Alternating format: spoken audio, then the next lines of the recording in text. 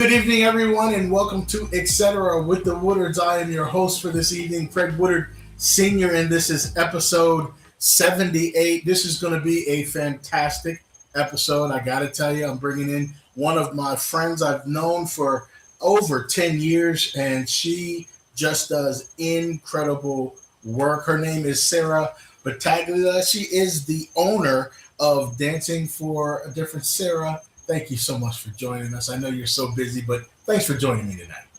Thank you for having me. And 78, did you say 78? That's crazy. 78 episodes now. Congratulations to you. So, That's awesome. thank you. I appreciate it. And you know what? I did two different part two episodes, and then our anniversary episode was a special edition. So I didn't name that one as an episode. So there's three extra ones. So it's actually 81. But I tell you what, Wow. March 4th from 2025. I just been at it almost twice a week.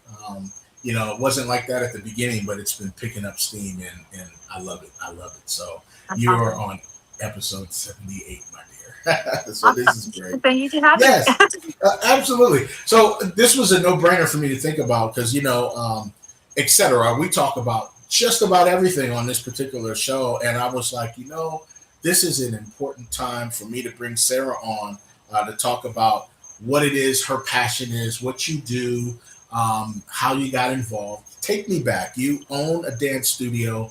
Um, Dance is life for you and many other dancers that I do know. Um, Take me back when you were younger. What was did you dream of being a dancer and you made that reality? Take me back in the day. Yeah, so I started dancing when I was about 8 years old. It was something I don't know, I just quickly fell in love with it. I particularly loved ballet and I continued, I did a little bit of competitive dance when I was younger. And then I really just loved ballet. So I continued on the path of ballet. I danced with Sarasota Ballet for a little while. I danced with School of Russian Ballet in Sarasota, which is now International Ballet of Florida. And then I had a love for dance, but I also loved to help people. So I started Mhm. going to school for physical therapy, which is Okay. funny because when you realize what I do, I'm pretty much doing physical therapy with kids. Very true. Yes. Um, but I realized that dance is forever a part of who I am, and like you said, dance is life for me. So I changed my major and I decided to go to USF for dance, Hmm. and I just continued on that path. We talked a little bit earlier. I did end up kind of with a reoccurring injury. I had a lot of hip and back pain, which I later found out that I have scoliosis, and it was kind of just like trickling down my body, not allowing me to continue dancing on a professional career path. Hmm. So I didn't end up getting my degree in dance at USF. I did get a degree, but not in dance.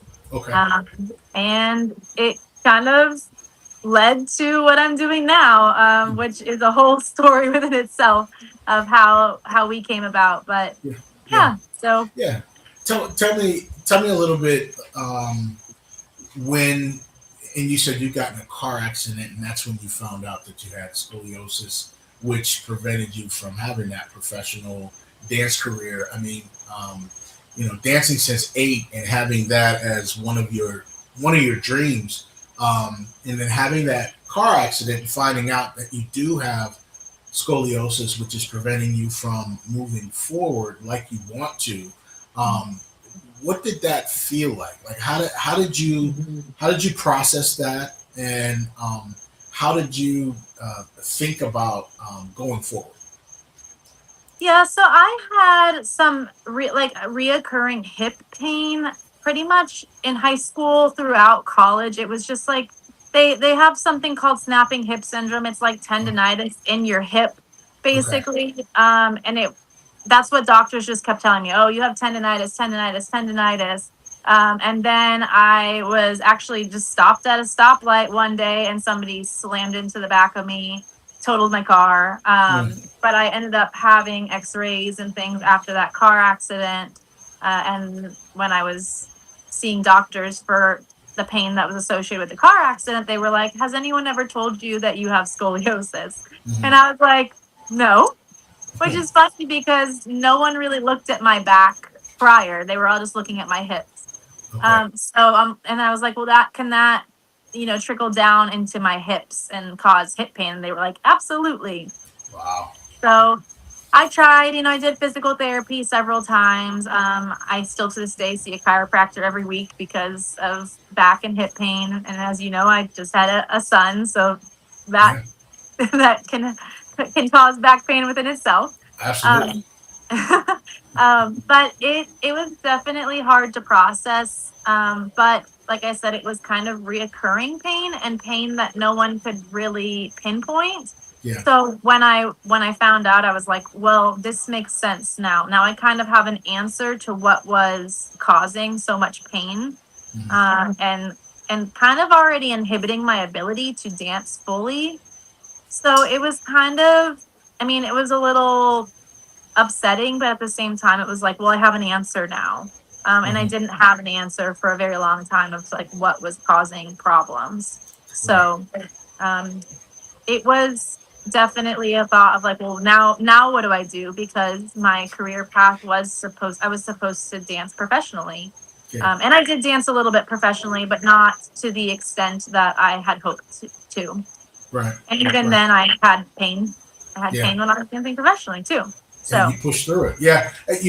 I grew up, of course, Erie, Pennsylvania is my hometown, and I can name a couple of the ballet dancers that I grew up with, and I know how grueling it was and why dance is life. Cara Sambucino, Missy Helsley, Aaron Dugan, just to name a few, and Sarah Purvis. Sarah Purvis is one that I grew up with when I was in grade school. Her father was my basketball coach in let me see, sixth, seventh, and eighth grade, wow. and I also graduated with her brother Luke, and her older brother John graduated with my sister. So she ended up, I believe, teaching dance as well. But I just remember all those ladies, you know, walking around, coming from dance class and going after school and how grueling it was. Can you kind of take me through some of those practices? I mean, you ladies put in some time with dance, right? Yeah. If you want to dance professionally, it's a lot. Yeah. Like I was dancing at USF, and I was actually training outside of USF because I wanted to dance professionally. I knew that the training that I was getting there was great, but I mean, ballet dancers, female ballet dancers are a dime a dozen. There's Yeah. a bazillion of us trying to audition for the same role. So I knew if I wanted to do this, I needed to like really go for it. So I was training with my old ballet school at the time, also dancing at USF. I was going in early to stretch and like get my mindset right. I was reading, books about nutrition and safe practices in dance and things like that just to further my mind education. So it was a lot, and you're in class for hours, and then you Yeah. eat lunch, and then you go back for more, and it's a lot of moving, and if you're not properly taking care of your body, then it's the end of your it can be the end of your career. I mean, even I was Yeah. taking proper care of my body, and it just wasn't enough, unfortunately. But Right. yeah, yeah. So And I try to and teach my dancers now to take care of their bodies. So absolutely. And who better to coach them and teach them, based off of your experience and what you went through as well.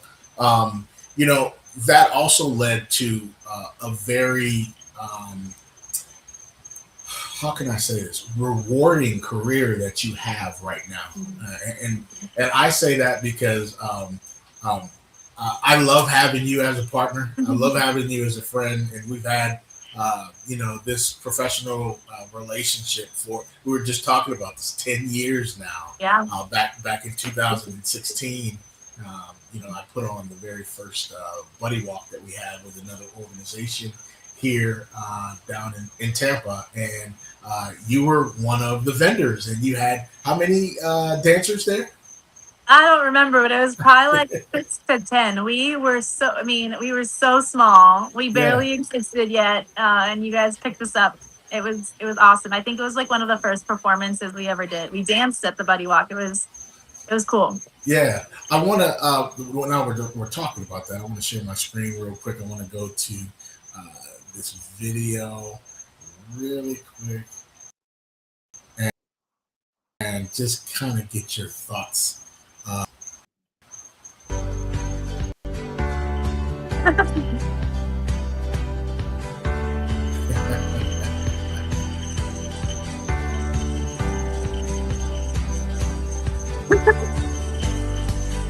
That's awesome.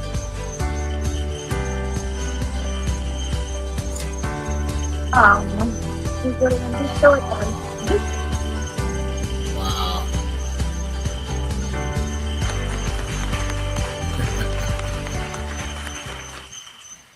That's You like, know, just your thoughts on seeing that as well, Sarah.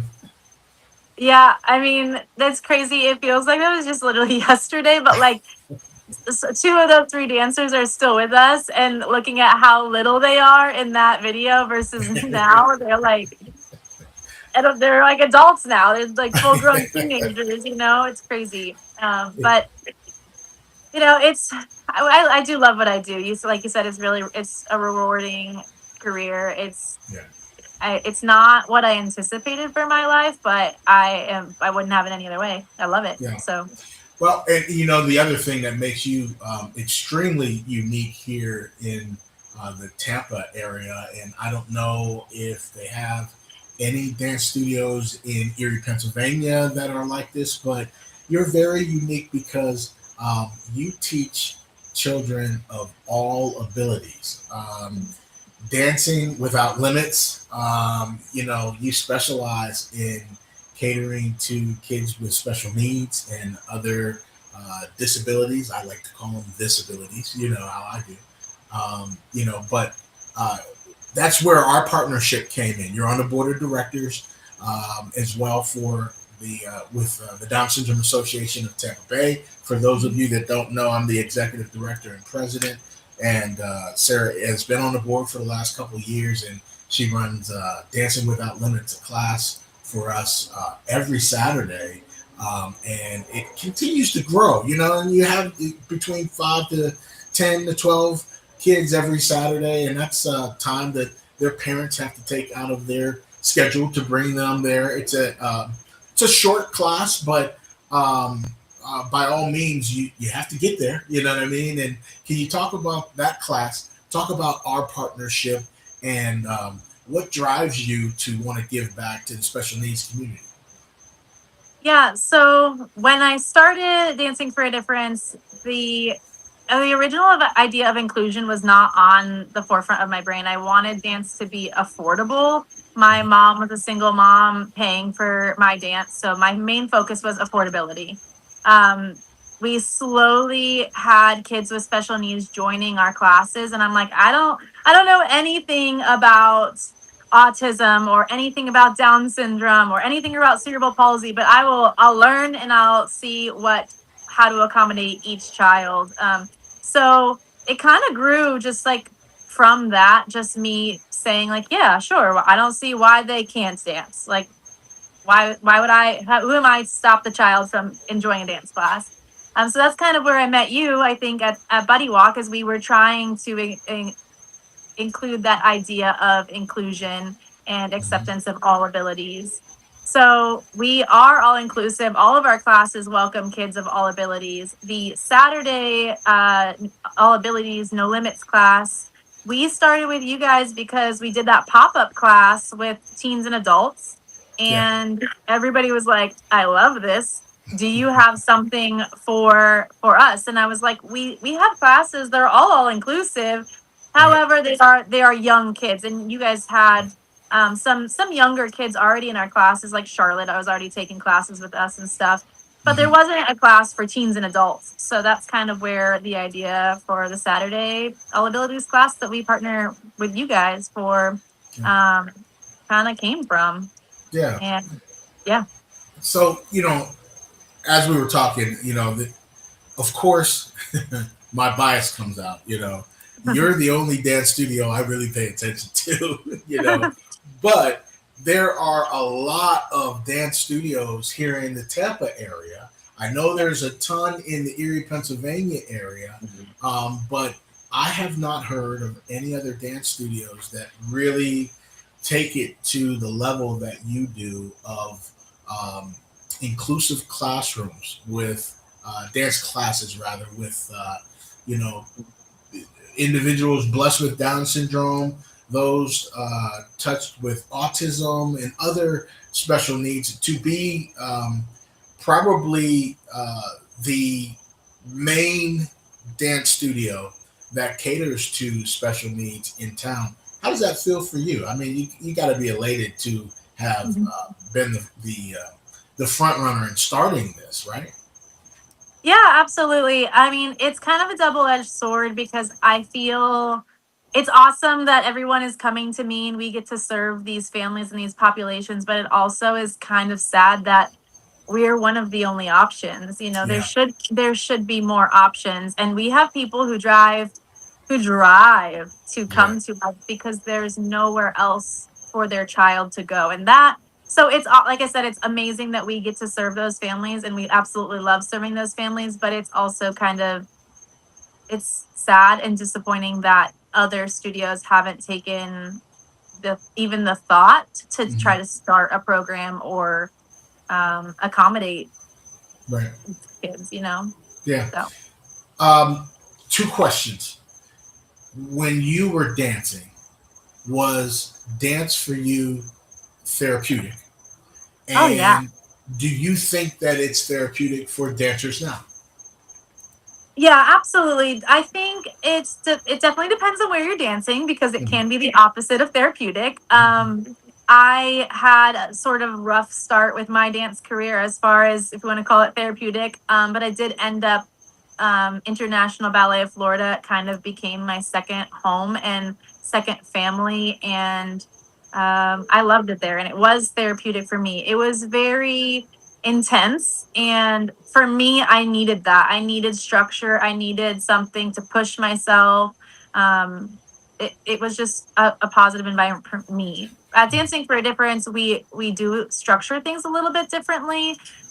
We don't necessarily, we might have some dancers who are on a path to a professional career, but we really want to instill the love of dance into to kids and adults. And if that blossoms into something more, awesome. But at the end of the day, we just want it to be fun and enjoyable. And yeah, absolutely therapeutic. It's therapeutic for the body, but also for the mind.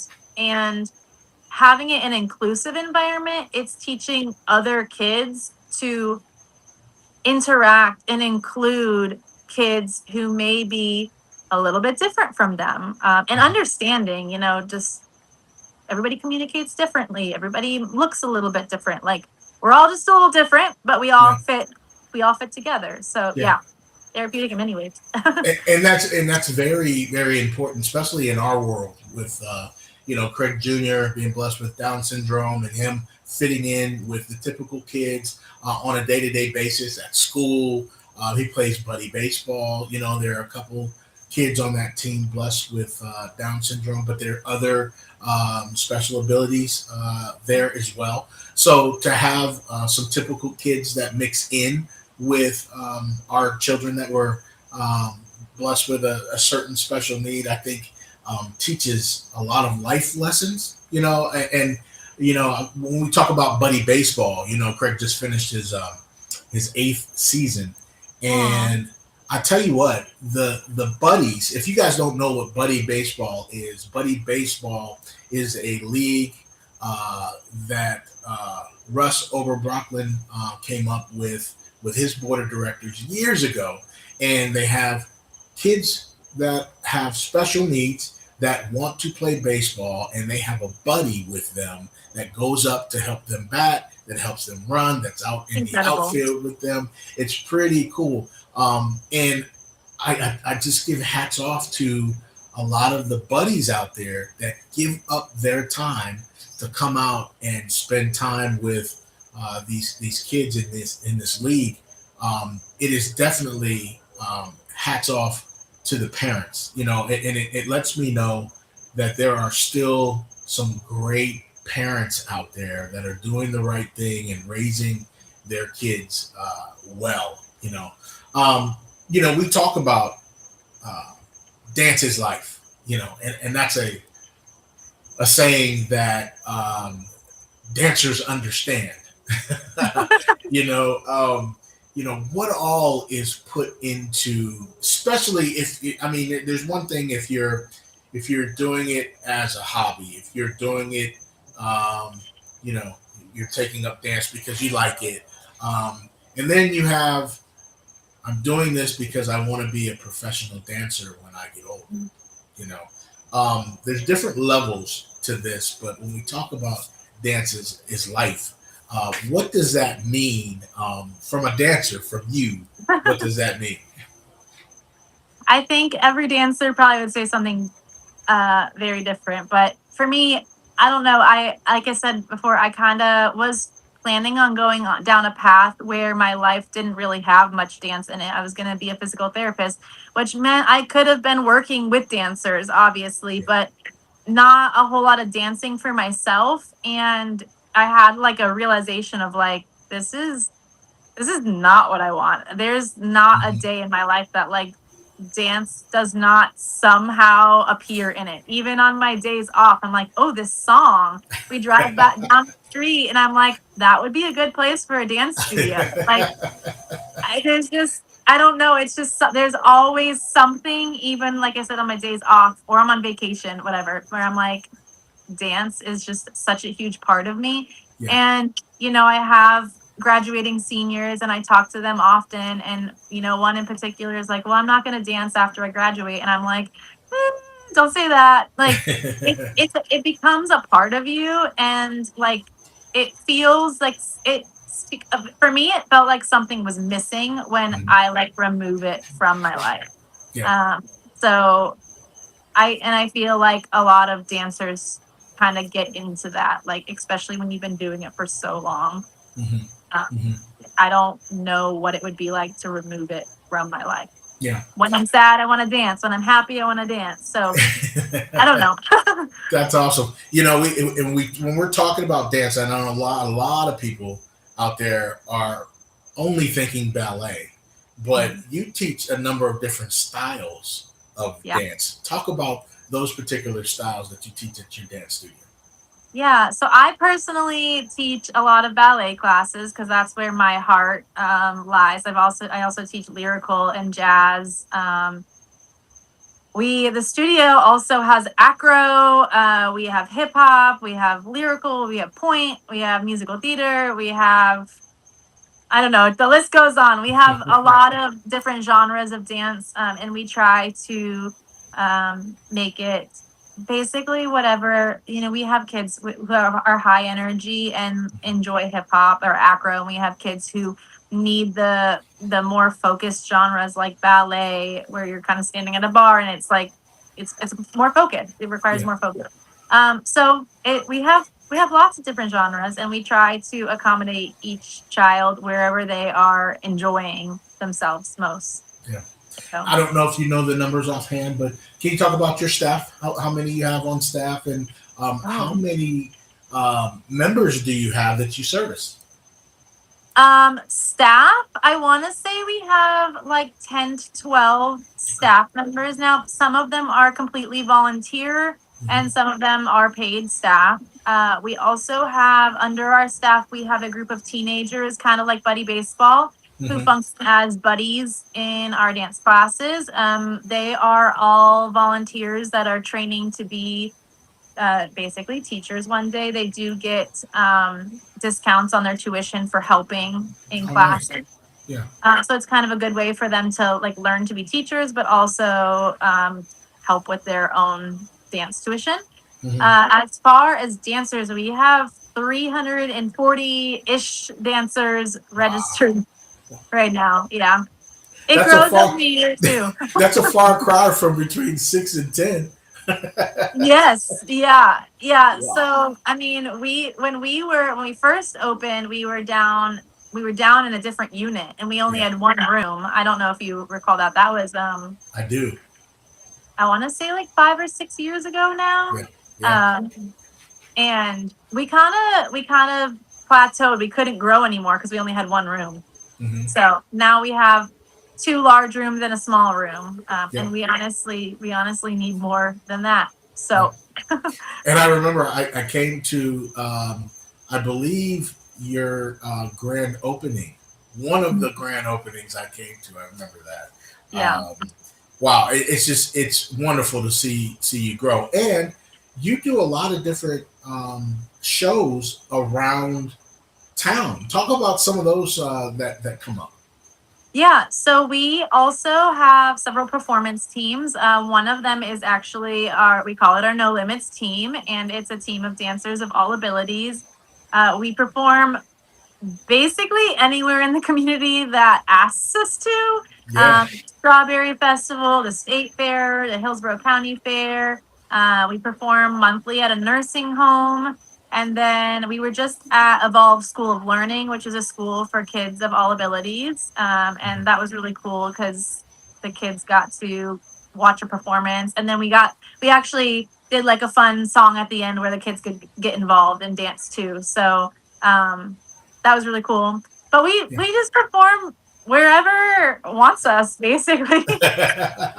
That's um, so cool. but So it so keeps cool. us really busy. We have performances multiple times a month with those groups. So Yes, yes. yeah.